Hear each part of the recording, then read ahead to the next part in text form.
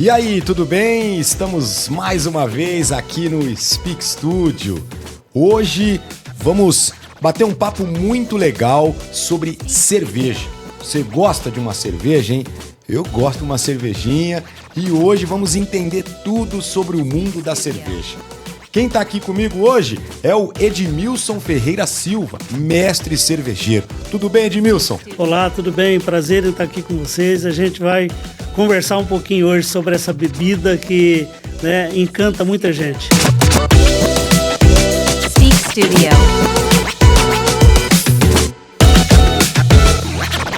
Eu já quero começar com a seguinte pergunta. O que é um mestre cervejeiro? Porque eu aposto que quem está acompanhando a gente fala assim, eu também sou um mestre cervejeiro, eu gosto muito de cerveja, entendo de cerveja e tudo mais. Mas não é bem assim, né? O que é um mestre cervejeiro? Pois é, há controvérsia no assunto, ele é polêmico. Por quê? Porque hoje em dia, com a entrada da internet, isso possibilita qualquer um fazer cursos por aí, e aí isso começou a chamar a atenção da gente. Então, mestre cervejeiro, primeiro, é aquele que tem todo o conhecimento para poder fazer uma boa cerveja. E a gente sabe que fazer uma boa cerveja exige técnicas, exige conhecimento, exige a pessoa ter conhecimento de mercado também, porque não? Exige ter conhecimento com o produto, serviço, ou seja, o assunto é muito amplo. Então, o mestre cervejeiro é aquele que domina a arte de fazer cerveja, entende de matérias-primas, ele conhece sobre o que acontece, por exemplo, com os carboidratos, que vai ser a comida para a levedura, ele tem que entender de processo para poder fazer com que todas as etapas sejam executadas e a gente tem o referencial, que é os equipamentos, e desses equipamentos a gente pode tirar proveito no sentido, se eu tiver um equipamento mais moderno, consigo ter melhor qualidade? Pode até ser. Mas, enfim, o mestre cervejeiro é aquele que seria como se fosse um juiz de futebol, que ele estaria ali para poder cumprir as regras. E aí, então, é o seguinte, mestre cervejeiro é uma coisa, especialista é outro. E você é um especialista em cerveja, podemos falar assim? Vamos lá, eu gosto muito de cerveja, então ao longo da minha vida foi praticamente todo o tempo estudando. Então eu me considero que hoje, vendo as coisas que acontecem por aí, não que esteja errado, não é isso, mas eu tenho percebido que dá para a gente fazer coisas melhores, dá para a gente passar melhor a quem tem interesse de estar entrando nesse mundo da cerveja. E não é só o fazer cerveja, é como a gente entrar no mercado para poder orientar o que seria uma cerveja mais potente, qual que seria a textura, o que seria uma cerveja, por exemplo, de guarda, uma cerveja que você pode tomar todo dia, uma cerveja no churrasco, ou seja, é orientar sobre todos os aspectos, nesse sentido. Já estou gostando muito desse assunto, estou gostando ainda mais. Mas então, eu quero fazer a seguinte pergunta para você, Edmilson. Como você entrou no mundo da cerveja? Porque você falou aí, você estuda muito, você começou desde o início, estudando, pesquisando, se especializando. Como foi esse início seu no mundo da cerveja? Ei, Guilherme, você está querendo que eu revele aqui a minha idade, né? Aos pouquinhos vamos descobrir. Bom, na verdade, eu estou há mais de 40 anos nessa jornada, exatamente. Eu comecei trabalhando, e naquela época podia trabalhar ainda menor de idade, eu comecei trabalhando no ramo da saúde, em hospital. E aí, por questão de jogar futebol, e eu jogava muito bem... Era bom de bola? Eu fui contratado para compor uma equipe numa grande cervejaria. E ali eu me apaixonei por tudo. Então, eu comecei a estudar, fiz vários cursos, e aí não parou mais. Então, a vida inteira estudando muito. Então, da saúde, você foi para a cerveja. Exatamente. Fui para a parte de cerveja, trabalhei um tempo em escritório, mas ali eu percebi que não era ficar parado. Eu sou sempre meio afoito, meio querendo que as coisas aconteçam. E aí eu percebi. Eu trabalhei uma época também na parte de refrigerantes. Para qual empresa você foi? Dá pra gente falar aqui? Eu não sei se pode falar, Pode mas falar, é a vamos maior falar. do mundo A hoje. maior do E eu mundo. tenho orgulho de falar, porque para mim foi uma mãe, A foi maior, um eu pai. vou falar aqui, Ambev, a maior do mundo. Maior Você do ficou mundo. quanto tempo lá? Eu fiquei mais de 30 anos, 32 anos dentro da Ambev. Fazendo cerveja? Boa parte do tempo foi fazendo cerveja. E aí Mas todos os tipos de cerveja que essa empresa produz? Sim, na época tinha vários segmentos. Não é hoje como o mundo das artesanais, né? Até porque já fazem mais de 20 anos que eu também já saí da própria Ambev. E aí a gente criou a nossa própria cervejaria. Mas assim, eu tenho essa empresa como a minha maior formação. Todo o meu aprendizado, isso possibilitou eu fazer vários cursos, né? Eu fiz curso de Química Industrial, de Engenharia Química, depois Biologia, até Matemática. Eu sentia uma grande dificuldade lá com cálculos, por exemplo, alguma coisa que dependia de derivada, equação exponencial. Quantidade, o que vai aqui, né? Vai um pouquinho disso, um pouquinho daquilo. A matemática está sempre presente. Sim, então eu fui fazer, inclusive, curso de matemática também, para eu poder aprimorar mais nessa parte. E aí não parou mais. Então eu via cada curso que eu fazia, a parte de especialização, por exemplo, em microbiologia. Então isso abriu os horizontes. Ou seja, eu vejo na cerveja hoje uma coisa que muita gente não vê. Porque fazer cerveja não é simplesmente você pegar uma receita, ir lá e trabalhar como se você estivesse fazendo um arroz. Fazer cerveja é você preparar a comida para que as leveduras possam fazer o trabalho dela e aí a gente saber monitorar com eficiência o trabalho dessas leveduras. Mas aí quando você foi para essa empresa, você já gostava de tomar uma cervejinha? A vida toda sempre foi... Eu nunca fui aquele beberrão lá que a gente pega e vamos tomar tudo que tem direito. Eu sempre fui moderado. Aos finais de semana e tal. Sim, porque a cerveja, na verdade, se você olhar, ela tem muita coisa boa. E tomar cerveja moderadamente tem muito mais benefícios do que malefícios. Uma vez aquele Drauzio Varela disse que era bacana, depois de uma corrida, tomar uma cervejinha, que fazia muito bem. Tem a controvérsia na questão de álcool, mas via de regra, até mesmo pouco álcool que tem na cerveja, isso possibilita a gente trabalhar o nosso metabolismo. E a gente sabe que, assim como a própria célula da levedura, o nosso metabolismo também ele tem toda uma biotransformação. Ou seja, a gente pega um carboidrato, já começa a fazer a digestão, esse carboidrato ele vai começar a fazer algumas vias ali, né? Ele vai entra na via da glicose para o piruvato, esse piruvato faz com que acontecem as reações, acontece a via alcoólica e aí a gente tem lá na frente o que a gente vê como qualidade do produto. Aí você tem que saber qual o estilo que você está fazendo, e todos os processos bioquímicos dessas reações que acontecem. Daqui a pouco a gente vai entrar nesse assunto aí, né? A história de como começar a fazer cerveja. Agora, só para a gente encerrar a sua história. Dessa grande empresa, você partiu para uma outra empresa e hoje você oferece até cursos, né? Para ensinar a fazer cerveja. Eu vou te contar um episódio legal. Né? Você falou certo. Nós começamos, inclusive em Ribeirão Preto, né, um encontro, porque nessa outra cerveja, com uma dimensão, né, muito pequena, nós começamos a trabalhar, começamos a fazer a cerveja e, logicamente, ter os distribuidores. Aconteceu num determinado período que o próprio distribuidor ele começou a deparar com algumas perguntas dos consumidores. Tipo assim, qual é o produto? Nós vamos trabalhar com chopp. O que é chopp? Como é que é feito isso? É artesanal, não é artesanal? É industrializado? Como forte, é fraquinho? Como é que é? Isso, exatamente. Então, nós achamos por bem a gente pegar e fazer uma reunião, né, com esses 12 distribuidores daqui da região de Ribeirão Preto para poder estar fazendo esse trabalho. E aí começou, um tem um interesse por uma ponta, outro de outra forma, e aí começou a perguntar se podia trazer determinado cliente, ou seja, acabou virando uma festa. De 12 nós passamos para 99. Nossa, muita gente interessada aí em saber tudo sobre cerveja e chopp. Pois é, mas isso mais ligado diretamente à cervejaria. Né? Alguns clientes, evidentemente, donos de bares, mas assim, pessoas muito próximas da cervejaria. E aí foi criando, resolvemos criar uma gincana, as pessoas pediam para repetir aquilo lá, porque foi muito bacana.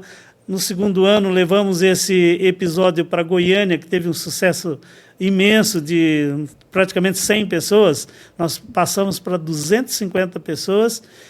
E aí, nessa mesma linha, aconteceu em Catalão, né? É uma cidade onde nós tínhamos lá uma franquia industrial. Então, nós levamos e deu 350 pessoas nessa mesma linha. E aí nós trouxemos autoridade até de fora do país, nós trouxemos especialista também em alguns assuntos, como água, como própria cevada, porque a gente faz cerveja do malte, não é da cevada. Mas a cevada é aquilo que a gente planta no campo para poder ser transformado em malte, e aí sim as cervejarias utilizam desse malte. Então nós trouxemos, na época, até pessoas que eram um mestre malteiro, né, que sabe fazer toda a especificação, todos os tipos de malte, para poder participar desses cursos. Ou seja, foi um negócio assim muito legal. Então foi dessa forma, vendo esse interesse do público, que nós resolvemos a fazer cursos, e hoje a gente tem uma sala de cursos em Goiânia e uma sala de cursos em Ribeirão Preto. Muito legal. Ô Edmilson, mas então quer dizer, claro, para você aprender a fazer uma cerveja, seria muito legal um curso, né? Para entender direitinho como é o esquema para fazer uma cerveja. Mas quem está acompanhando a gente e de repente pensa, qual seria o início, né, para começar a fazer cerveja em casa, por exemplo? Eu, que gosto de tomar uma cerveja, já ouvi o seguinte: cerveja tem que ser água, malte e lúpulo. É mais ou menos isso? Conta pra gente. Sim, isso mesmo. Eu vou contar até um pequeno relato da minha esposa. Minha esposa sempre viu, né, olhando, parecia que era tão fácil de fazer cerveja, e para mim eu pra gosto. Você é fácil. E para mim é realmente fácil. Mas ela falou, eu quero fazer cerveja na panela de pressão em casa. Dá para fazer? É possível? Sim. E ela começou a fazer algumas cervejas muito bacanas. Ah, é? Ou seja, hoje ela até briga comigo, porque às vezes o cheirinho, né, da levedura, que está aquilo lá, e aí quando eu vou ajudá-la, você sabe, o homem pega e só faz a bagunça, e por isso que ela briga comigo. Acaba tendo briga. Mas ela está fazendo ótima cerveja. Como é então o começo para quem quer iniciar fazer uma cerveja em casa? De novo, quem faz cerveja não são os mestres cervejeiros, os entendidos. Quem realiza todo o metabolismo são as leveduras. Qual é o nosso papel? É a gente pegar e preparar a comidinha para que a levedura possa fazer o trabalho dela. Então, o que a gente faz? A gente pega, verifica qual tipo de cerveja que a gente vai fazer. É uma Pilsen? Vamos pegar um malte Pilsen. É uma mais elaborada, uma IPA, por exemplo? Vamos ver as características. Para isso existem instituições, né? Tem o livro, tem o BJCP e tem o Beer Association, e dali a gente pega e já vê todas as características da cerveja. Então, eu citei aqui como IPA. Certo. Então, tem lá as suas características, a cor, o IBU, o teor alcoólico. Então, a gente trabalha, verifica as rampas, já pensando naquilo que a gente quer como resultado, vamos para a panela, fazemos essas rampas de temperatura, e como rampa de temperatura, nós colocamos, primeiro, a concentração, que é a quantidade de água e de malte, que a gente faz os cálculos para ver aquilo que a gente quer como produto final. Colocamos as temperaturas em função daquilo que a gente quer. Nós queremos proteína, nós queremos atuação de algumas enzimas. Existe pH, existe temperatura, existe concentração, existe até a dureza, que é mais específico para a água. Ou seja, nesse curso aqui, a gente vai abordar assim, muito intrinsecamente cada um desses elementos. Então, quer dizer, dá para fazer cerveja em casa, mas é claro que um curso, por exemplo, com você, com um especialista, fica muito mais fácil, porque vai ter alguém ali para passar o caminho. São duas vertentes. O primeiro é a gente pegar uma receita e fazer ela em casa. Dá para fazer. O segundo momento é a gente pegar e entender aquilo que nós estamos fazendo. Então, assim, nós queremos fazer as duas coisas. Nós queremos com que a pessoa pega a própria receita, talvez pegar os ingredientes, talvez a gente mesmo já fornecendo os próprios ingredientes, dando uma informação básica, e aí a gente faz os cursos presenciais com essas informações básicas, e a pessoa já sai dali num único dia, já sabendo fazer a sua cerveja. Que legal. Claro que fazer cerveja baseado numa receita, como se fosse fazer um arroz, como se fosse fazer um bolo, é uma coisa. Agora, mais para frente, a gente vai dar condição para a pessoa até tirar proveito, ganhar dinheiro com isso. De repente começar a vender e ganhar um dinheirinho. Se tornar, por exemplo, como montar uma empresa, como montar uma cervejaria, cursos, por exemplo, voltados para a área de sommelier, para serviços, né? As pessoas, por exemplo, estão trabalhando, sei lá, num restaurante, tem uma equipe lá que trabalha para poder entender, para poder falar. De repente, é a gente alinhar para que as pessoas, mesmo que vai fazer só para entender como a gente pegar e facilitar e orientar nesse sentido. E já aproveitando esse gancho de empreender, como está hoje, né, esse mundo da cerveja em relação às cervejas artesanais? Porque a gente percebe que cresceu muito esse mercado, Edmilson. Está crescendo. Haja vista que quem regulariza tudo isso é o Ministério da Agricultura, né, que é o famoso MAPA. Lá na década de 90, né, aliás, assim, a história mostra que a primeira cervejaria a nível registrada pelo MAPA foi a Dado Beer, no Rio Grande do Sul. Logo em seguida veio a Colorado. Isso foi no ano de 95 a Dado Beer e 96 a Colorado. Então, assim, de lá para cá, começou a ter esse interesse. E ali eram poucas micro cervejarias, né? Poucas pessoas registradas para poder fazer. Hoje a gente sabe que tem mais de 2.500 cervejarias, micro cervejarias artesanais que produz cerveja aqui pelo Brasil afora. Qual que seria a diferença, então, para a gente entender? Uma cerveja artesanal e uma cerveja feita em grande escala? Tá. Primeiro é a questão de padronização, porque a repetitibilidade ela só acontece quando você tem os conhecimentos. Porque, como eu falei, a gente pegar uma receita, começar a fazer uma cerveja, de repente uma temperatura deu um pouquinho fora. Então aquilo lá certamente vai impactar na qualidade da cerveja. A concentração também não está legal, com certeza isso vai impactar de alguma forma diferente.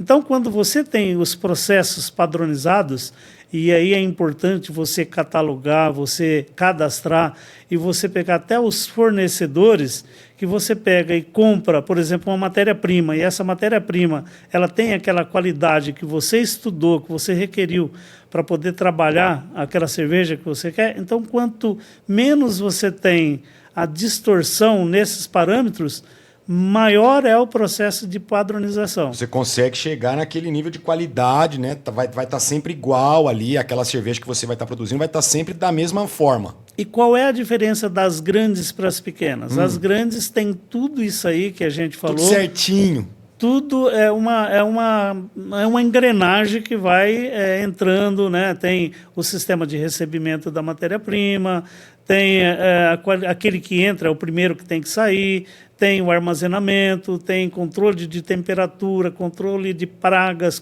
é uma imensa gama de... que muitas vezes ela tá nesse mercado dessa maneira, assim, né? Já consolidada, porque é um negócio muito organizado. Muito organizado, muito bem padronizado. E outra, o que determina, o que vai mensurar se a gente está no caminho certo ou não, são as análises. E isso, as grandes têm laboratório, assim, laboratórios de última qualidade. Mas quem está começando, por exemplo, quer fazer uma cerveja artesanal, quer até ganhar dinheiro com isso, é possível, de uma forma organizada, participando de um curso com um especialista, isso é possível.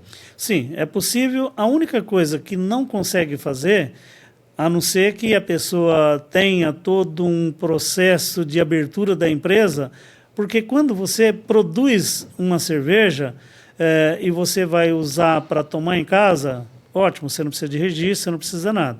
Mas quando você vai comercializar, que você está pensando em dinheiro, você tem que legalizar isso. E como é que você legaliza?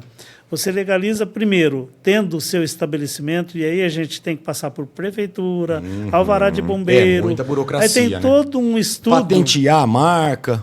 Tudo isso aí, trabalhar o marketing também, isso é muito importante, né? O brand, que é essa valorização de marca. E isso é algo que você consegue passar para quem está pensando em começar a produzir a própria cerveja? Nós estamos pensando num negócio muito grande. É por isso que a hora que a gente vê as pessoas por aí fazendo curso baseado em pesquisa de internet, nós começamos a olhar e falar assim, a gente tem que ajudar de alguma forma. Eu já estou com uma certa idade, o tempo já vem passando. Então, assim, eu achei que agora era o momento da gente pegar e falar assim, pera lá, vamos pegar, abrir a cabeça desse isso aí. pessoal, profissionalizar, ensinar da maneira correta. Exatamente. Então, assim, não é dizer que esse método está errado ou não, mas é a gente colocar uma linha que quem quiser realmente trabalhar de maneira certa, de maneira legalizada, fazendo um produto que não vá ter problemas, por exemplo, com saúde. Por que eu falo com saúde? Se a gente pegar o segmento da cachaça, o que acontece? Muitas pessoas, a gente vê que tem muitos por aí que eles fazem as cachaças artesanais. Só que não entende absolutamente nada da parte química do processo. E a gente sabe que tem produtos ali que são altamente tóxicos. Tanto é que, recentemente, saiu até um artigo, né, na região de Minas Gerais, na região lá de Belo Horizonte, onde as pessoas foram intoxicadas e levadas até a morte. Por quê? Por consumir produtos fora das especificações. E o que é esse produto tóxico? Por exemplo, pode ser um álcool superior, pode ser um carbamato de etila, enfim. E muitas vezes a gente não dá bola para isso, né? É importante ver lá se tem um selinho, se está tudo legalizado, porque é a sua saúde que está em jogo. Esse é o objetivo. É da gente fazer, dar esses cursos, permitir com que a pessoa adentre nesse espaço aqui, mas de uma forma coesa, de uma forma positiva, pensando no bem. Dá para ganhar dinheiro? Dá para ganhar dinheiro também. Agora, por exemplo, se fosse indicar, você quer fazer cerveja hoje para começar a ganhar dinheiro? Eu falava, tem que ser com bastante calma. Primeiro é entender tudo. Entender que a legislação, a tributação, tem que fazer cálculos, tem que fazer plano de negócio. Mas, acima de tudo, tem que ver o quão isso daí vai agregar valor.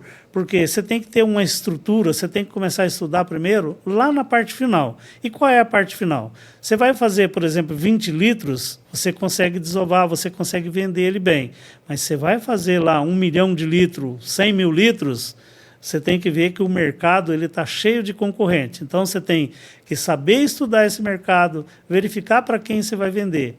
Então, para quem vai começar, primeiro, se quiser fazer o curso para entender ele de forma artesanal, de forma caseira, com a gente. Quer fazer um curso de forma profissional, também é com a gente, mas a gente vai orientar de uma outra forma. Porque o objetivo é fazer com que saia todo dentro de um planejamento, dentro de um plano de ação. Você estuda o mercado, faça estudo da viabilidade. E se você não está preparado para isso, a minha indicação é começar como cigano. O que é uma produção cigano? É a pessoa que tem todo esse estudo de mercado, que sabe quanto ele vende, como vende, para quem vende, e a partir disso você pegar e começar a alugar o espaço para poder fazer cerveja. Porque lá existem as empresas que elas dão essa concessão, né, e isso é legalizado também pelo próprio Ministério da Agricultura, de você pegar, criar essa marca, trabalhar com essa marca, fazer a produção para a pessoa, ele coloca isso no mercado, com isso você minimiza erros. Porque, por exemplo, você vai fazer um investimento numa fábrica de 10, de 15, de 20 milhões, e de repente você não estudou o público que você vai fazer.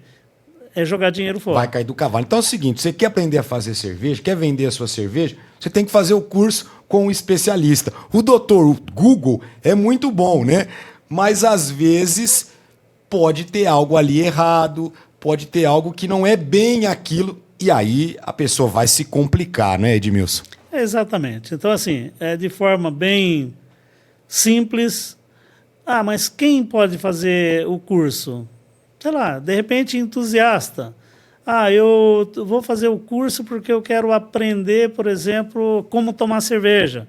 Ótimo. Ah, eu tomar cerveja, né, que nem eu estava falando, num churrasco é muito gostoso, é muito bom, mas se a pessoa pegar um copo e deixar ali o próprio, né, o próprio assar ali, a gordura, ela começa a volatilizar, ela cai, por exemplo, na espuma e se inibe completamente. A gente conversou aqui antes de começar a gravar, quando eu era moleque, o pessoal falava assim, o teu fígado tá ruim, porque se olhava o copinho americano lá, não tinha mais espuma, mas é a gordura ali, né, da carne, e aí vai mudando a cerveja, e a cerveja vai ficando, uma cerveja de repente era boa, vai ficando ruim. Exatamente. Então, nessas nuances aí que a gente costuma passar para todo mundo. Um outro detalhe, as mulheres, por exemplo, nada contra as mulheres. Tem as mulheres falam que não gostam de cerveja muito forte. Então, mas tem um detalhe que, às vezes, a mulher, normalmente, ela está com o batom. O batom tem aquelas resinas. Já muda o gosto. Isso acaba bloqueando aquela cremosidade que tem no copo. E qual é a função, por exemplo, da espuma, do creme lá dentro do copo? Primeiro que ele mantém a temperatura, né, do copo ali mais estável. Ele não deixa esquentar tanto. Então aquela história, né, na hora de pedir um chopp, o pessoal fala pouco colarinho. Não, de repente tem que deixar um colarinho ali, um pouco mais mesmo, porque tem essa história de manter a temperatura. E não só manter a temperatura. Além de manter a temperatura, ele cria uma barreira para não deixar o gás carbônico expandir. Olha só. E você vai tomar uma cerveja que está sem gás carbônico, a primeira palavra que a gente fala é tachoca. Tachoca. Já ouvi falar isso. A gente pensa, essa cerveja tachoca. Joga fora. Pois é. E o que é uma cerveja? Por que essa cerveja está assim? Exatamente pela falta de gás carbônico. Então, são vários pontos. Você pega e coloca ali e não tem essa proteção, né, essa cremosidade, essa espuma, então a tendência é do gás carbônico volatilizar, ele sair. Então, esse é o primeiro ponto. E depois, por exemplo, na garrafa, né, às vezes a gente pega e guarda essa garrafa dentro da geladeira deitada. Não é legal você guardar ela deitada. Em pé. Por quê? Ela guardada em pé. Se a gente olhar pela própria performance da garrafa, a gente vai ver que a parte que fica livre, que não tem nada ali dentro, é muito pequena, que é o gargarozinho lá da garrafa. Se a gente deita, a área de expansão é muito maior. Se tiver, e normalmente tem, mesmo que seja vestígios de oxigênio, né, do ar, então a área de contato vai ser maior. Então, possivelmente, você vai estar alterando, oxidando, de alguma forma, o paladar da cerveja. Mas outra coisa, que é a sua pergunta, com referência, por exemplo, você toma uma cerveja, ela tachoca. Se tiver, por exemplo, uma trinca capilar no próprio bocal da garrafa, vai sair o gás carbônico e você não vai perceber. Aí, isso pode acontecer também por quê? Porque, às vezes, a gente, mal informado, coloca a cerveja para gelar e quase que congela. E algumas vezes até congela. Vamos falar sobre isso também. Temperatura de cerveja. Quero abordar isso aí. Mas e aí, Edmilson? Pois é. Vamos supor, quando congela, existe uma coisa que se chama propriedade anômala da água, que entre 0 e 4 graus acontece um fenômeno que ela passa de um estágio, né, de um estado para outro. Então, lá com a cerveja, ela também vai sair da fase líquida, vai passar para a fase sólida, ela vai ganhar um espaço, vai ter uma pressão aliada com os componentes da própria cerveja, e lá dentro ela pode até fazer com que haja um transbordamento do gás. Aí depois você volta para a temperatura normal, e aí o que acontece? Ela vai ter perdido o gás e você vai ter aquela sensação de que está realmente choca. E aí, então, qual a temperatura ideal para tomar uma cerveja? Porque tem gente que acha que a cerveja tem que estar trincando, canela de pedreiro, deixa no congelador, você faz assim, parece que está até meio congelada. E aí? Existem indicações, sim. Mas existe uma regra, porque no curso a gente vai falar cada tipo de cerveja e às vezes a diferença é de meio grau de uma para outra. Ah, então tem isso. Cada cerveja, de repente, tem uma temperatura ideal para você tomar. Tem. Via de regra é o seguinte: quanto mais clara e simples, ou seja, as Pilsen, for a cerveja, mais baixa a temperatura. Qual a temperatura? Em torno de 2 até 7 graus. Ah, mas 7 graus? É uma temperatura, quanto mais voltado para o quente, que é um quente que não é tão quente assim, né? For, melhor a sua papila gustativa vai ter a percepção e isso vai ter a comunicação com o seu cérebro e vai fazer com que você aprecie mais a cerveja. Entendi. Por outro lado, quanto mais escura as cervejas, Mais gelada. maior a temperatura que você vai degustar. Exemplo, uma stout. Uma temperatura O que é boa. uma stout? Uma stout é uma cerveja que tem maltes especiais, principalmente os maltes escuros, é de uma cor negra. É uma cerveja escura. É uma cerveja escura. Certo, e aí? Então, normalmente, às vezes, com maior teor alcoólico, a temperatura para você sentir e até para harmonizar também tem que ser um pouco mais alta, em torno de 5, 7 graus, até 13 graus. Mais ou menos próximo do vinho, porque você tomar o vinho também, para você ter todas aquelas nuances de percepção, de aroma, de paladar, é a temperatura por volta de uns 12 graus. Entendi. Então, a questão de você degustar e tomar a cerveja tem muito a ver com essa Edmilson, temperatura. mas aí quer dizer, pro brasileiro fica um pouco difícil, porque quem tem, de repente, quem gosta de cerveja, tem lá uma cervejeira, né, e aí consegue controlar. Mas na geladeira talvez fica mais difícil, né, controlar essa temperatura da cerveja para tomar na temperatura ideal. Eu entendo que é realmente complicado, mas quando a pessoa passa a entender o valor que isso tem de você pegar e tomar legal, ele toma também os cuidados. Entendi. Um amigo meu, ele comprou uma geladeira, né, aquela cervejeira mesmo pequena. E ali permite você pegar, aumentar a temperatura. Eu tenho essa aí. Então eu já vou começar a guardar esses números aí. Você é um privilegiado, que você pode falar, hoje eu vou trabalhar com as IPAs. Sim. Você coloca uma determinada temperatura. Qual é? Em torno de 6 até 9 graus. Então você regula lá para essa temperatura. Agora, você tem que pensar o seguinte também. A gente está falando aqui de colocar no copo e, de repente, nós vamos ficar horas ali. Depende de como que toma. Eu sou aquele degustador que eu gosto de experimentar, eu gosto de harmonizar, mas eu não sou aquele que fica horas com a mesma cerveja. Porque senão ela vai mudando. Ela vai esquentando também. Você já coloca e, bom, já toma logo ali. Eu não viro de uma vez assim, mas tomando, sentindo realmente, né? Primeiro, sentir a cerveja com os olhos. A gente percebe pela cor, pela carbonatação. E uma coisa muito interessante, às vezes você coloca a cerveja no copo e começa a subir aquelas bolhas. Aquilo lá, muitas das vezes, não é sinal de qualidade. Aquilo lá, muitas das vezes, e eu diria que a maioria das vezes, significa que o copo está sujo. Ou seja, gordura, algum material estranho.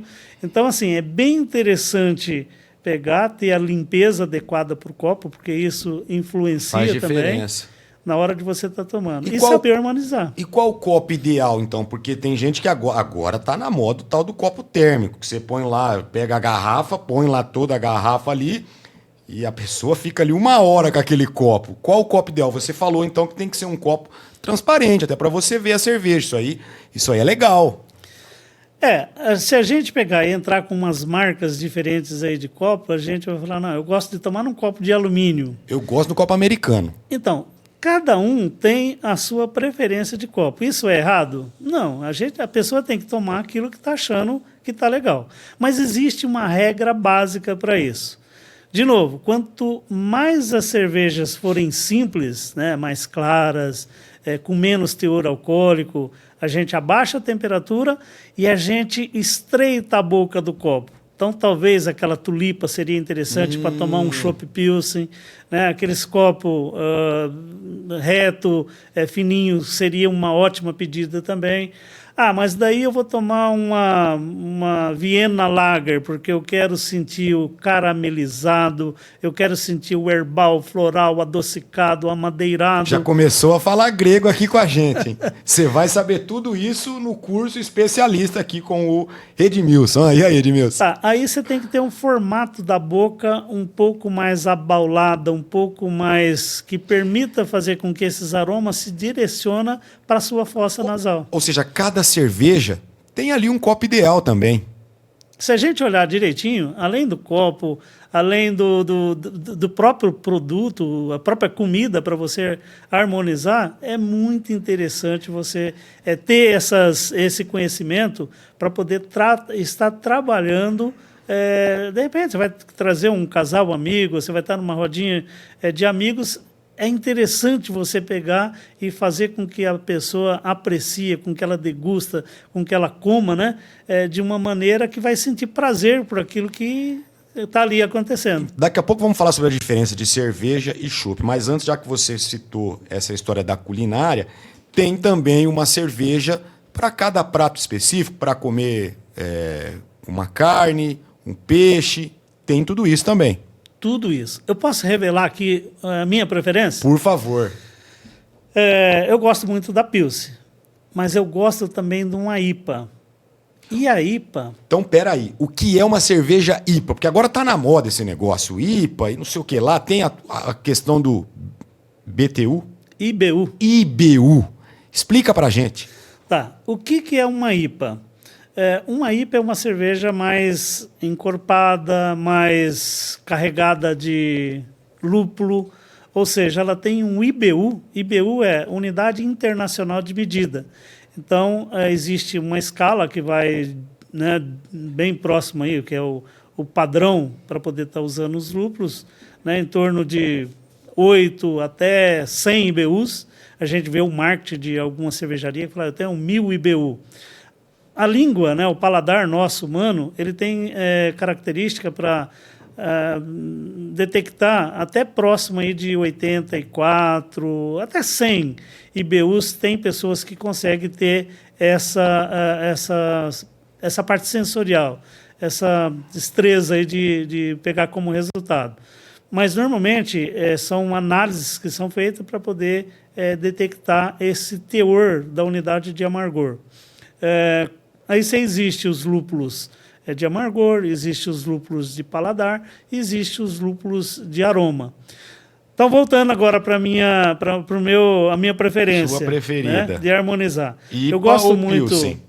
Mas eu gosto muito da IPA para certas ocasiões, e onde ali eu possa harmonizar. E harmonizar de que forma? Queijo, pimenta e mel. Mas Queijo, o que pimenta isso e mel tem a ver? Você pega a pimenta, ela não pode sobressair, evidentemente, sobre a cerveja, sobre o amargor da cerveja. Mas se você pegar um pedacinho do queijo, e de preferência também que seja um queijo mais potente, você não pode pegar uma mussarela para estar fazendo. Que tipo de queijo, por exemplo? Um cheddar, o queijo azul, por exemplo, é bem interessante para fazer isso. Você pega um pouquinho, coloca no caldinho da pimenta, passa ali e põe um pouquinho no mel, aquilo lá te aguça, te dá uma vontade de você tomar mais um gole e outro gole que não tem... Que não para. Eu estou até salivando aqui. E a IPA seria uma cerveja mais forte? Normalmente existem categorias, né? Normalmente IPA significa que é mais lupulada. A IPA já teve seu auge. Hoje em dia, pessoas falam muito de IPA, mas já está deixando de ter essa preferência assim tão drástica. Hoje em dia está falando muito em sour, que são o quê? Aquelas cervejas ácidas, por exemplo, né? Cerveja que vai frutas.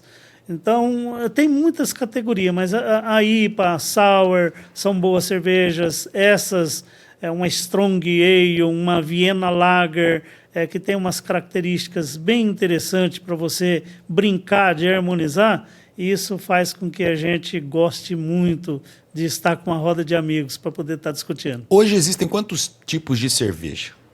Você me pegou. Ao certo, não sei de falar, mas são centenas. Centenas. Exatamente. Então vai assim de IPA, Pilsen e vai indo. E por aí vai. vai subindo. Mas no curso a gente vai pegar e falar sobre isso aí. A gente vai entrar em cálculos, nós vamos falar sobre cada um dos estilos. Vai ter curso para tudo que é jeito. Ou seja, nós vamos começar no basiquinho e a gente vai chegar até num curso com modalidade avançada. E aí vai permitir a gente... porque é um negócio sem fim. Você começa é um conhecimento infinito. Eu diria que é mais ou menos igual ao médico. O médico ele não pode fazer a medicina, sair lá e falar, eu já sei tudo. Ele vai estar aprendendo todos os dias. Sempre estudando. Sempre estudando. Eu nunca parei de estudar, são mais de 40 anos, né? Dentro de cervejarias, sempre trabalhando, sempre inovando, buscando as receitas. Seguramente eu tenho, né, não vou dizer que eu tenho de cabeça, mas eu tenho no meu Alpha Raps lá, aproximadamente 2.000 receitas de cerveja. Nossa, ou mais.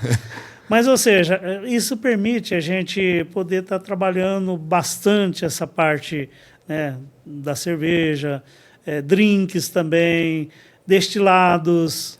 Mas aí, assim, então a gente falou muito de fazer cerveja. É possível fazer chopp também? Qual a diferença entre cerveja e chopp?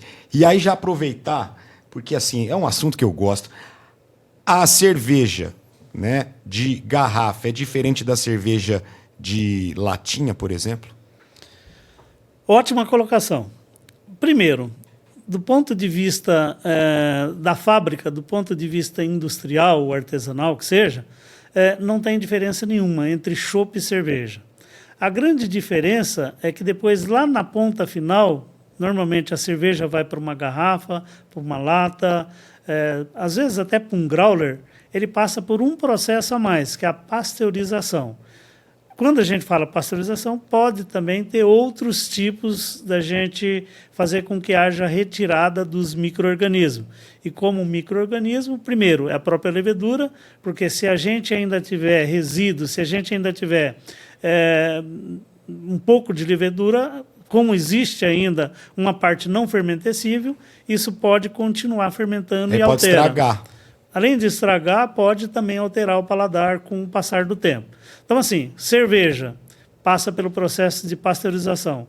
O chopp não é caracterizado por ter esse processo de pasteurização. Lata, a gente tem que pensar o seguinte, depois da pasteurização, que é comum tanto para as garrafas quanto para as latas, nós temos que pensar na carbonatação. E a carbonatação, ela faz uma diferença muito grande também no processo. Por quê? Quando você vai tomar uma garrafa, né, de cerveja, normalmente você sente aquele paladar, parece que está mais viva, parece que ela está enchendo a boca ali. Então, aquilo, o que é? É o gás carbônico que é um pouco mais alto. Ponto. Então, você tem aquilo lá, dá aquela cremosidade aliada com a temperatura, com os petiscos e tudo mais. É uma linha. Aí você vai tomar a lata. A lata, se você tiver uma carbonatação muito alta, primeiro, a temperatura ela acelera o procedimento de você fazer com que os micro-organismos eventuais sejam denaturados, sejam mortos, seja enfim. Então, você não pode pôr uma carbonatação muito alta. Por quê? As latas, que normalmente são de alumínio, elas são muito flexíveis. Então, se você colocar um CO2, um gás carbônico muito alto, ela vai ocupar um espaço, porque o gás ocupa o espaço também. Isso é o princípio da química. Aliado com temperatura, que vai fazer com que haja uma expansão, o que acontece? A latinha, normalmente, ela vai estufar. Então, você tem que trabalhar com uma certa quantidade de gás menor do que a da garrafa. Então, já vem uma diferença na própria carbonatação, que se você pegar as duas e colocar no paladar, você consegue distinguir, né, quem é um, quem é o outro. Acabou a polêmica. Tem diferença entre cerveja de garrafa e cerveja de latinha. Tem diferença. Há quem prefira as latinhas, até por conta de manipular. E é mais barato também, né? Vamos falar aqui da verdinha, vai. A garrafa é sempre mais cara que a lata. Pois é, tem todas as questões de mercado, né? E tem isso aí, então, quer dizer, tem esse mito, mas a gente está aprendendo aqui que realmente tem diferença entre cerveja de garrafa e de latinha. Tem diferença sim. Agora, não é toda pessoa que percebe, né? Aí vai ser um certo treinamento. Mas tem muitas pessoas que até pela comodidade, eu pego isso aqui porque depois eu vou amassar, eu vou reciclar. E, aliás, é um outro assunto também que as empresas, né, meio ambiente, agradecem, porque se a gente pega isso daí e usa sem dar instrução, sem nada, você pega uma garrafa, talvez ela pode ser até responsável por causar incêndios, né? Verdade. Latinha, o sol batendo, aquilo lá pode dar um aquecimento. O vidro em geral, né? Na lata, o vidro, a garrafa, ou seja, tudo isso pode afetar o meio ambiente. Além da degradação, que normalmente você tem aí, que são, né, 100 anos, 200 anos, 300 anos para você fazer com que esse material todo se decomponha. Então, assim, é uma responsabilidade também bastante grande com o próprio meio ambiente. Edmilson, então, para a gente voltar, quer dizer, nesse curso a pessoa vai optar se ela quer fazer cerveja, se ela quer fazer chopp, porque o processo é o mesmo até o finalmente ali, né? Só não vai ter a pasteurização. Se for cerveja, passa por esse processo. Se for chopp, não passa por esse processo de pasteurização. Exatamente. Quando você vai comercializar, aí você tem que pensar no mercado. O que o mercado está pedindo? Você vai pegar a cerveja para poder servir para os amigos, né?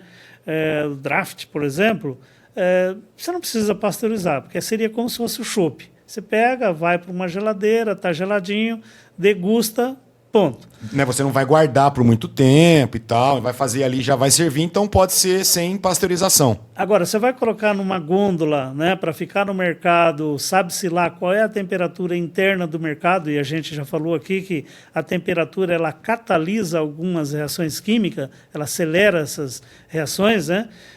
Então, isso pode fazer com que garrafas estourem, com que aconteça uma refermentação na própria garrafa. Então, assim, o ideal é que vai fazer cerveja para comercializar, para poder trabalhar dentro da legalidade, rótulo, ter os parâmetros de boas práticas de fabricação, enfim, você ter todo um direcionamento onde você vai colocar esse produto no mercado e o mais importante, as pessoas vão gostar, né? Porque não adianta nada você colocar, por exemplo, o produto no mercado e você não ter venda. É verdade, não adianta nada. E aí, como é que está o trabalho e o ramo de atuação de um sommelier de cerveja? Ótima pergunta. Sommelier de cerveja, né, seria aquela pessoa que orienta, por exemplo, as pessoas a tomarem e tomarem bem. Ela pode ser responsável, por exemplo, por fazer uma carta de cerveja. O que é isso? Bom, se um bar ele tem uma queda por trabalhar com determinada linha de cerveja, determinado estilo de cerveja, então ele contrata normalmente um sommelier, ou esse sommelier está lá para poder orientar, e isso tem muito a ver também com o estilo do próprio bar. Porque não adianta nada eu falar, esse bar aqui eu vou estar pegando os jovens de hoje, que os jovens gostam de IPA, mas eu vou estar trabalhando com chopp lá. Então ele vai estar orientando. Então, faz esse trabalho, elaboração da carta, sugestão, por exemplo, de harmonização, entender, por exemplo, a guarda da cerveja, fazer controle de estoque, porque uma coisa a gente tem que pensar sempre que o estoque de produtos, independente que seja cerveja ou qualquer produto, né, na sua câmara fria, você tem que imaginar que é dinheiro que está parado. Ou seja, o sommelier ele também cuida dessa parte de saber o que está comprando, qual é a validade daquilo tudo lá, como que ele vai estar passando os produtos para os seus consumidores, e o mais importante é participar dando orientação, né, para quem está consumindo ali no local. Nesse curso que vem aí, vai ser possível também aprender um pouco aí, né, esse trabalho de sommelier. E o que é guarda de cerveja, que você ficou de falar, e agora eu quero entender direitinho. Bom, vamos falar sobre essa parte do curso aí. Sim. Eu estou pensando em fazer um curso, mas eu não quero revelar aqui agora. Por enquanto é segredo, é mistério. Para ser numa grande... Mas é a nível de Brasil, Olha, tá? que legal. É um negócio grande.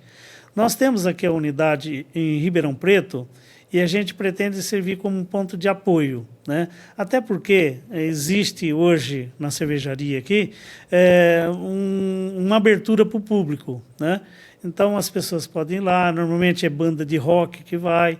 Então assim, eu quero usar daqui da cervejaria como ponto para a gente passar uma noite. Então eu quero pegar pessoas da região centro-oeste, Brasília, Goiânia, trazer para cá, para Ribeirão, com destino a uma grande maltaria. Nesse passar, a gente passaria aqui, né? Faria essa integração, pegaria pessoas daqui também, e aqui tomando cerveja, a exemplo dos cursos que teve, por exemplo, lá na região de Goiânia e de Catalão, as pessoas saem daqui, vai dentro do ônibus e já vai tomando chopp no próprio caminho. Então, o objetivo é fazer com que aconteça isso para a gente ir para conhecer uma maltaria. O que é conhecer uma maltaria? É verificar todo o plantio, como é que faz o preparo da terra, como é que planta, como é que colhe a cevada, como é que faz a transformação para malte. Nós temos a promessa de que a gente vai poder fazer visita também em 2 grandes cervejarias, na maior do mundo e na segunda maior do mundo. Ou seja, toda uma estrutura para a gente fazer com que seja um curso diferenciado. E, além disso, para ser um curso de sommelier, a gente tem que obedecer uma carga horária. Essa carga horária é de, no mínimo, 80 horas aulas. Claro que para a gente fazer uma viagem, fazer um tour desse daí, não daria para acontecer tudo isso. Então, qual é a ideia? É a gente fazer híbrido, fazer uma parte com conhecimento teórico pela internet, né? E a gente já tem uma certa expertise, até porque eu não comentei, mas eu também atuo dando aulas pela internet. Tanto é que na Unesp, agora recentemente, eu fui contratado para fazer um curso lá da parte de cerveja, em umas determinadas partes que eu gostei muito do tema. O homem é um especialista mesmo, rapaz. Então aí a gente faria essa parte híbrida, né? Juntando esse conhecimento aí, pegando mais profissionais também para ser mais específico nesses assuntos, e aí a gente pegar e fazer com que o grande agregado, a grande paixão seja de formar pessoas, a gente dar conhecimento e, acima de tudo, instigar essa pessoa a estar querendo aprender mais e mais, porque é um mundo sem volta. Ele vai aprender tudo, né? Agora, entre uma informação e outra sobre o curso que vem aí, uma curiosidade e um aprendizado. O que é guarda de cerveja? Guarda de cerveja. Muito bem. Significa você pegar uma cerveja, e aí a gente entra até no mundo das lambiques. O que é isso? São cervejas especiais, de característica da escola belga, porque existem escolas que trabalham para poder estar direcionando, né? Escola belga, escola alemã, escola americana, enfim. Então essas escolas, elas pegam e têm essas características de fazer cerveja. Então, normalmente, essas lambiques vêm, trazem para os pontos de venda, outra vez uma importadora, enfim. E ali a gente começa a colocar essa cerveja, que são cerveja que demora 2 anos, 4 anos, é uma cerveja de longa durabilidade, né? Talvez as triples, as quadruple, e aí permite você fazer uma harmonização diferenciada com esses tipos de cerveja também. Entendi. Tá nesse sentido. Entendi, muito bom. Eu estou aprendendo um pouquinho aqui, mas você quer aprender tudo, você tem que fazer esse curso que vem aí. Daqui a pouco vamos dar todas as informações sobre esse curso, é o especialista. O Edmilson, quem pode ser um produtor de cerveja profissional? Qualquer pessoa. Qualquer pessoa precisa de ter os conhecimentos básicos, entender um pouquinho de matéria-prima e, no mínimo, conhecer sobre a parte de temperaturas e aí você pegar, aliar com aquela cerveja que você quer estar fazendo. Mas qualquer pessoa consegue fazer cerveja. E o especialista cervejeiro, o que seria? Qual o objetivo? A gente já está entrando numa determinada área que ela vai ficando mais específica, né? Eu costumo até dizer, jogar futebol, que é característica da maioria dos homens, embora as mulheres também estão entrando com um papel muito legal, qualquer um joga. Mas quantos Messi existe? Quantos então, craques? Assim, pois é. Quando a gente compara qualquer profissão, mestre cervejeiro é uma delas, o médico é uma delas também, a gente vê profissionais e profissionais. À medida que a gente vai tendo conhecimento, vai sabendo fazer, e aí você permite ser orientado o produto até para participar de concursos, então quanto mais sejam planejado um produto e quanto mais ele esteja naquela linha que você planejou, isso é o papel que um especialista vai estar fazendo. Bom, mas uma pessoa que não tem estudo, né, que seja um especialista, consegue fazer também? De repente até consegue, tomando todos os cuidados, pegando e fazendo uma receita e cumprindo as etapas daquela receita, consegue fazer uma cerveja ótima. Bom, e aí, quem gosta de cerveja, quer fazer cerveja, mas quer também ganhar um dinheiro, né? A pessoa já fica perguntando, mas será que é um negócio lucrativo? Quanto um profissional cervejeiro aí pode faturar no mercado? Há controvérsias nisso daí, mas existe, assim, o mercado a gente está vendo, depende de como ele vai estar trabalhando. Tem pessoas que assumem cargos aí como mestre cervejeiro, mas ele vai cuidar de uma planta. Então, é considerado até um CEO de uma empresa, né? Um presidente de uma empresa, ou então um diretor industrial de uma empresa. Isso pode ter salários aí superior a R$100.000. Que beleza, hein, Edmilson? Mas também você vai pegar e fazer um curso porque eu vou trabalhar, sei lá, como coordenador. Isso é em torno de R$3.000, R$6.000, R$10.000. Assim, não existe um teto padronizado. Claro que isso vai ser condizente com as atribuições que cada um vai estar desempenhando dentro da empresa. Mas a própria negociação, à medida que uma pessoa vai evoluindo, que ele vai aprendendo, que ele vai falar, eu vou... Porque, na verdade, se a gente parar para analisar hoje, salário é o que menos interessa. O importante é você ver quanto que você vai dar de ganho para uma empresa. A partir do momento que você faz plano, você mostra que com o seu trabalho a empresa vai ganhar muito, fica fácil de você negociar o salário. Eu tenho esse pensamento. Bom, e aí então a gente já está chegando aí perto do fim do bate-papo, mas ainda mais algumas perguntas, ainda temos mais um tempinho. Edmilson, então entre uma informação e outra, vamos com mais uma curiosidade. Os maiores defeitos de uma cerveja, as qualidades, né, para a gente que gosta de tomar uma cerveja, de repente dá para a gente perceber isso aí. Muito bem colocado também. O primeiro, já começa da escolha dos insumos, dos ingredientes, da matéria-prima. Primeiro, de um bom malte consegue-se fazer uma excelente cerveja, mas de um malte ruim, com certeza você vai ter muito trabalho para fazer uma cerveja razoável. Mas como saber se o malte é bom, se o malte é ruim? Aí é que entra a parte do especialista. Aí é que entra... Estou querendo saber muito agora, eu tenho que fazer o curso, né? Não, mas é isso mesmo, o assunto é interessante. Então, à medida que a gente entra nesse quesito de matéria-prima, a gente sabe que tem água. Né? Você perguntou sobre os defeitos. A gente sabe que tem água. Normalmente, se você vai pegar água, nós temos que escolher qual é a fonte dessa água. Essa água é da rede pública? Ótimo, então você tem que ter um trabalho com ela. Por quê? Normalmente a rede pública ela contém cloro até para poder inibir a fauna bacteriana. Então a gente já tem que tomar um cuidado, porque o cloro, ele na cerveja pode ter reações, vai dar o clorofenol, que é assim, praticamente intragável a cerveja. A gente pega, por exemplo, um malte. Existem toxinas que depois pode dar até um fenômeno que se chama gushing, lá na pasteurização, que as garrafas podem começar a estourar de um minuto para o outro. Pode dar uma supercarbonatação também, que pode dar esse mesmo fenômeno. Pode ter, por exemplo, proveniente do próprio cereal, você fazer a fervura e ter um composto que é o dimetilsulfeto. Mas aí você tocou num ponto que é muito interessante a gente fazer uma análise intrínseca, por exemplo, do que é um carboidrato. Por quê? E nesse curso a gente vai ter isso também. A gente vai olhar o carboidrato e vai olhar as reações químicas e vai ver o que a gente tem que pode dar defeito proveniente de processo. Como assim?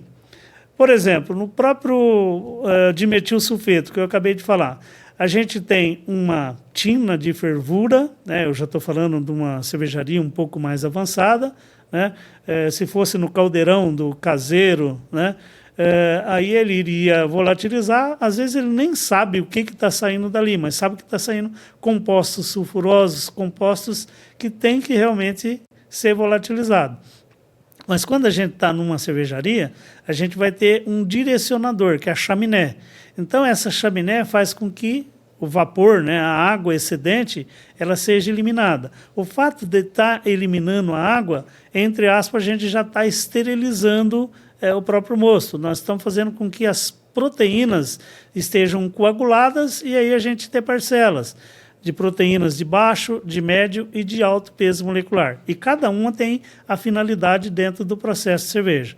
Mas esse DMS, ele pode subir, pode não vencer a barreira de sair para fora na forma de vapor, ele pode condensar e voltar para dentro de novo. Então a gente tem que ter a expertise para fazer um coletor para que esse DMS, a hora que ele condensa, saia na forma líquida e vai para o dreno. Então é uma forma simples da gente estar fazendo com que esse produto não vá, por exemplo, para dentro da cerveja, porque isso vai ser um off-flavor lá na frente. Ou seja, fazer cerveja é simples, mas sem conhecimento fica difícil. Eu diria que não fica difícil, não. É prazeroso. Eu acho que à medida que a gente começa a fazer a primeira, à medida que a gente vai entendendo um pouquinho mais, à medida que a gente pega, né? Eu falei da água com referência ao clorofenol, mas tem outra coisa que é muito interessante, a própria dureza. E a dureza, se a gente parar para entender o ciclo da água, e aí a gente vai estudar, vai falar sobre isso aí nos cursos oportunamente, a gente vê que, primeiro, a água está na terra, a maior parte são os mares, né? Mares, oceanos, os rios, os lagos. Isso, através da energia, que é o sol, ela faz com que evapora. Quando ela evapora, ela sobe. Lá em cima, vira nuvem, condensa, cai de novo em forma de chuva. Quando ela cai, ela não escolhe um lugar para poder estar caindo.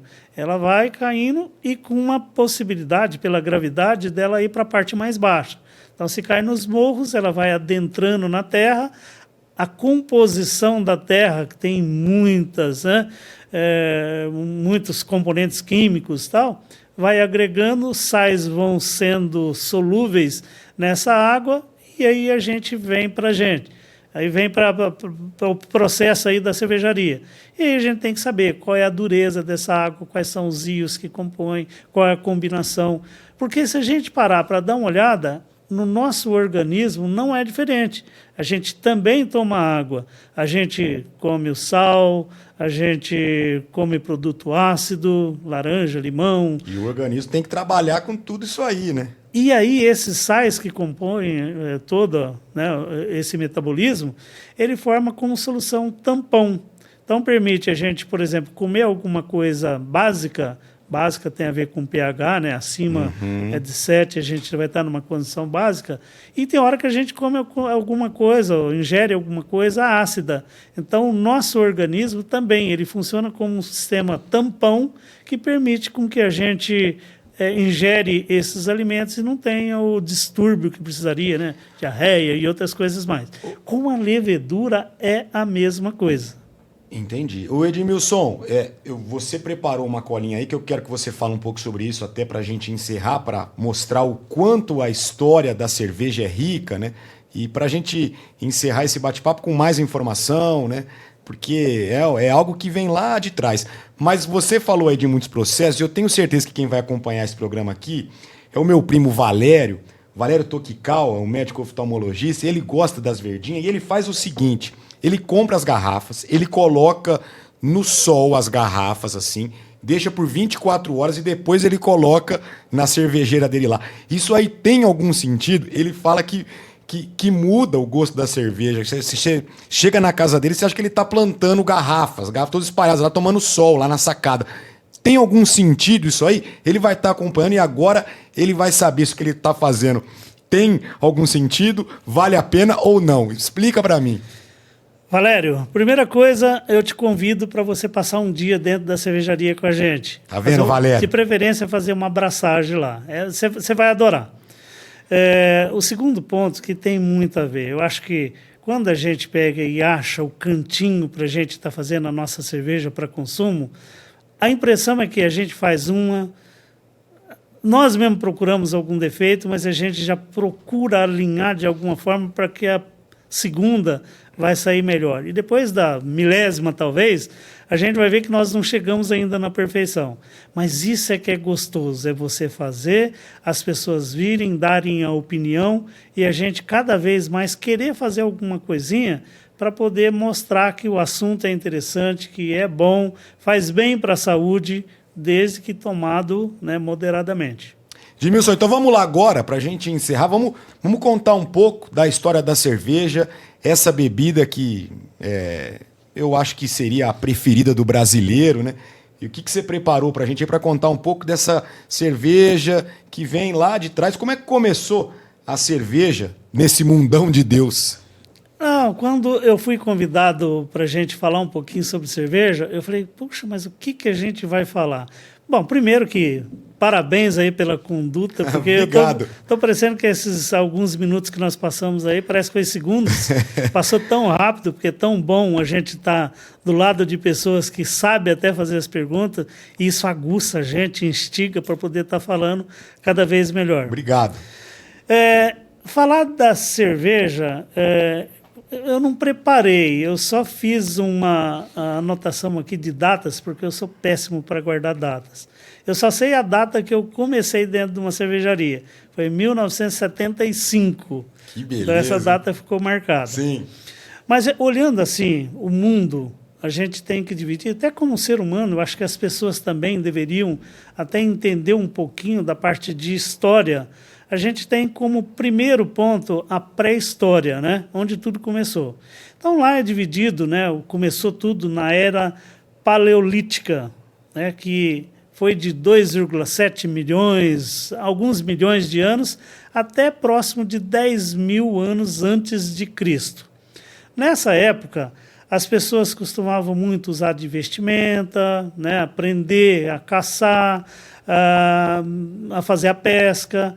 Por quê? Porque não tinha instrução, nem saber falar, sabiam, né, os relatos que a gente tem, e principalmente as pessoas eram nômades.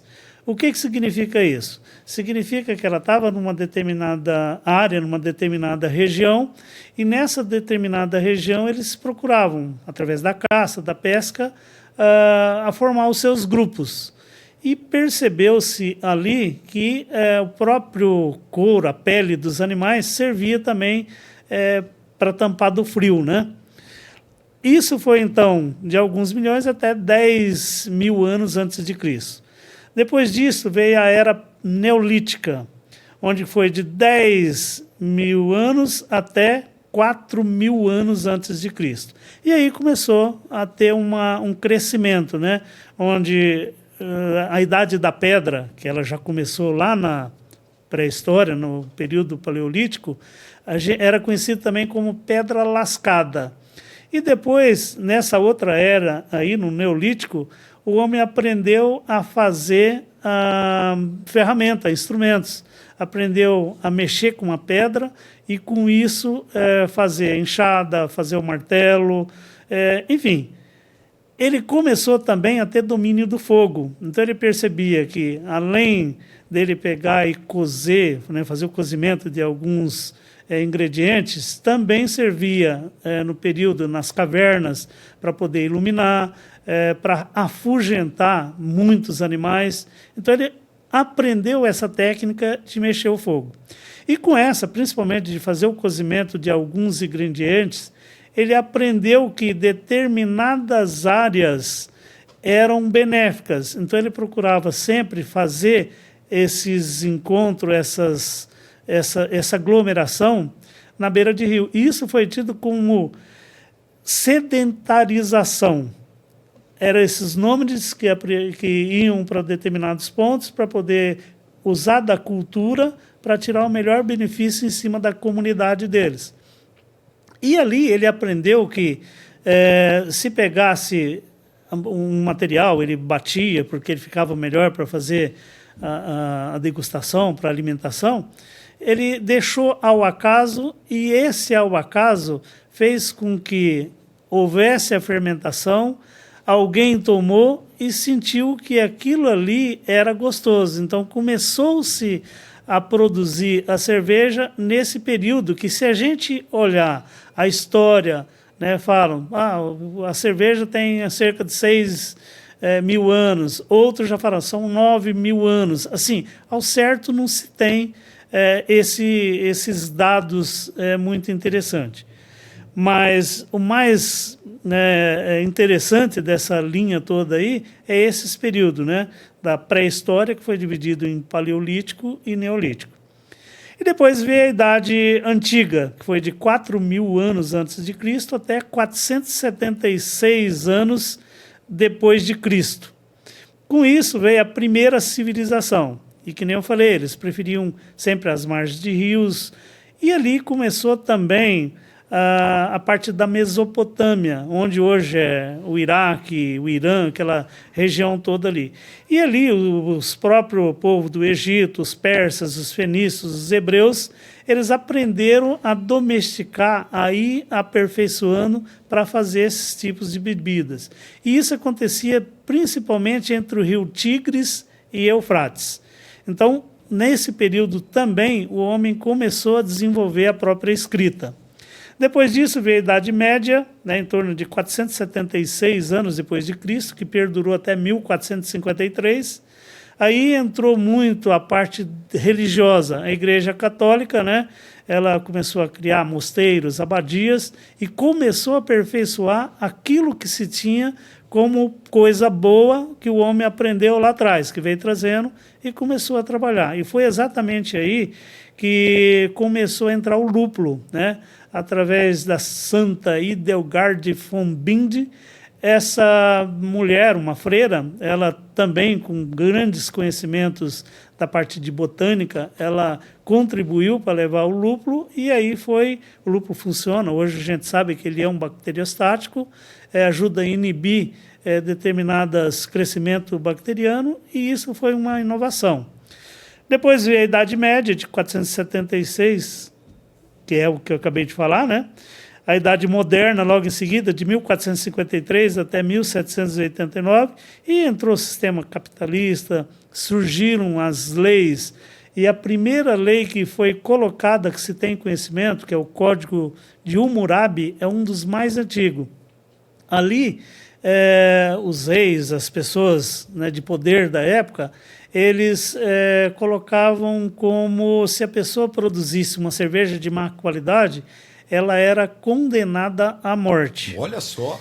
E isso acabou virando uma moeda de troca. E chegou até, por imposição dessas pessoas, né, que tinham lá os seus feudos, as suas posições sociais, eles começaram a dividir como moeda de troca. Primeiro, os sacerdotes e os administradores, eles recebiam 5 litros de cerveja como pagamento.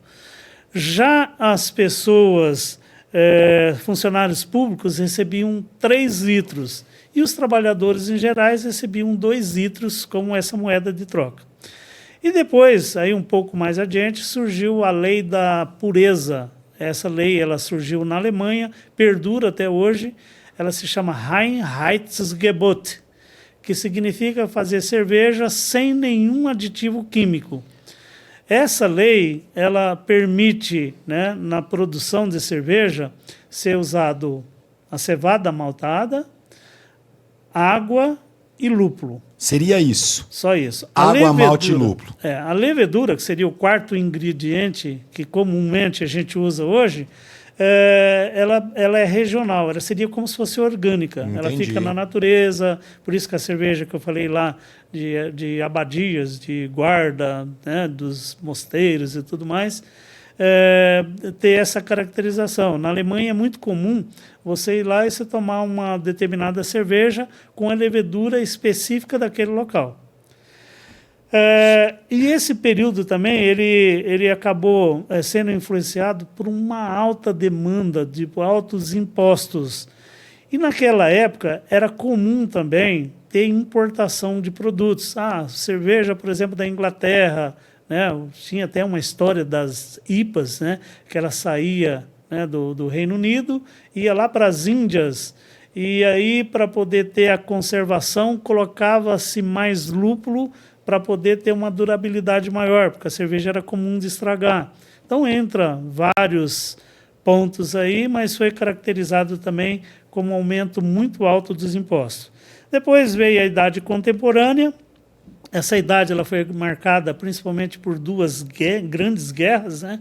Primeira Guerra Mundial, que foi de 1914 a 1918, a segunda de 1939 até 1945, e logo depois veio a Revolução Industrial. E, obviamente, a cerveja entrou nesse patamar de estar entrando agregado, né, para as grandes cervejarias. E aí começou a aparecer cerveja com antioxidantes. Sim, isso é coisa mais recente. Mais né? recente. Mas quer dizer, é algo que mudou completamente o que era a cerveja original, água, malte e lúpulo. Aí começou a entrar cereais não maltados e tudo mais. Tem Então, um pouco disso? Qual é a entrada do antioxidante? Se a gente parar para analisar, por exemplo, o alimento que a gente ingere, ele tem também uma passagem que entra o oxigênio.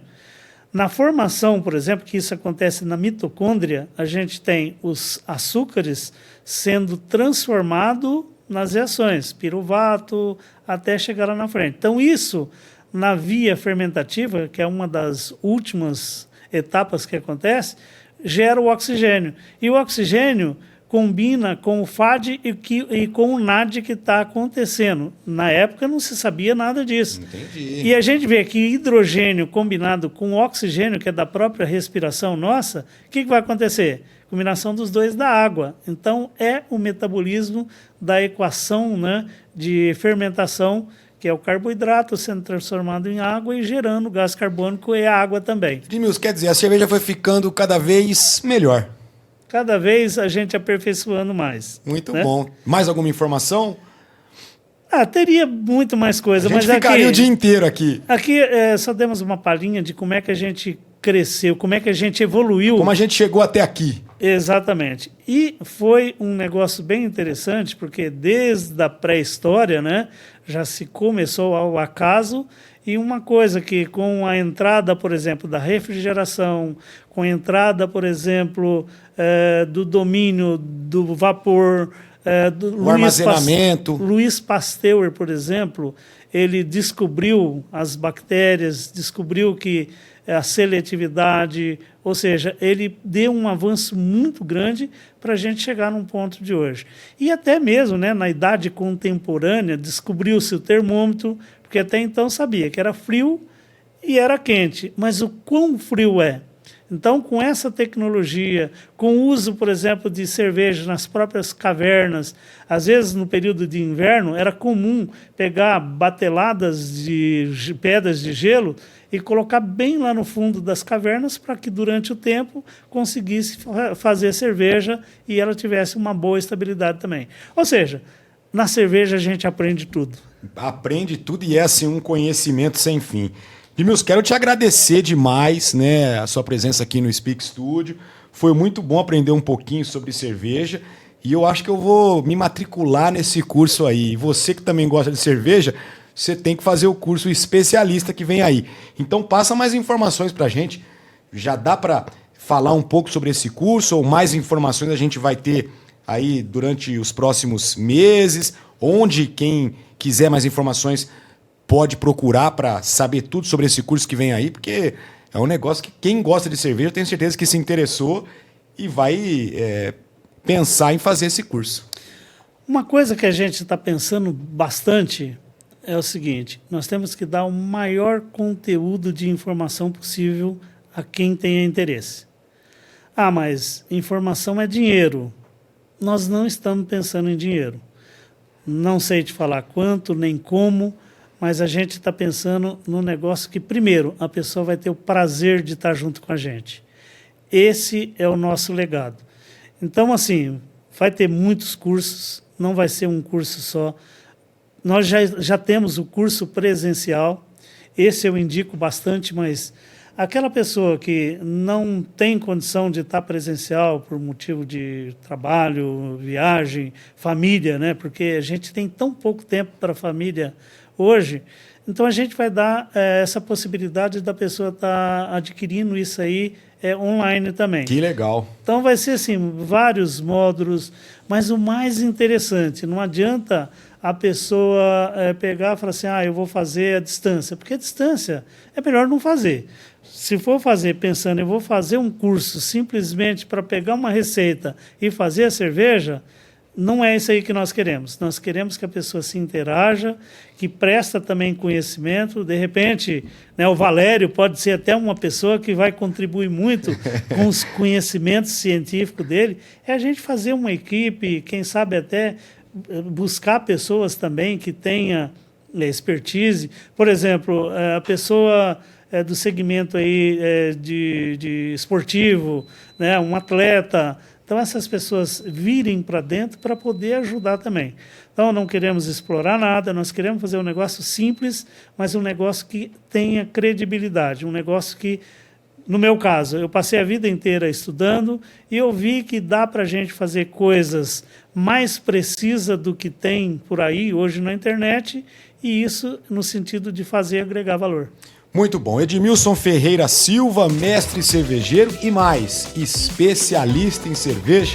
Muito obrigado pela participação e até a próxima. Até a próxima. Espero que seja breve e muito obrigado pela oportunidade de estar aqui com vocês hoje. Foi muito bacana. Um forte abraço e até a próxima. Tchau, tchau. Speak Studio.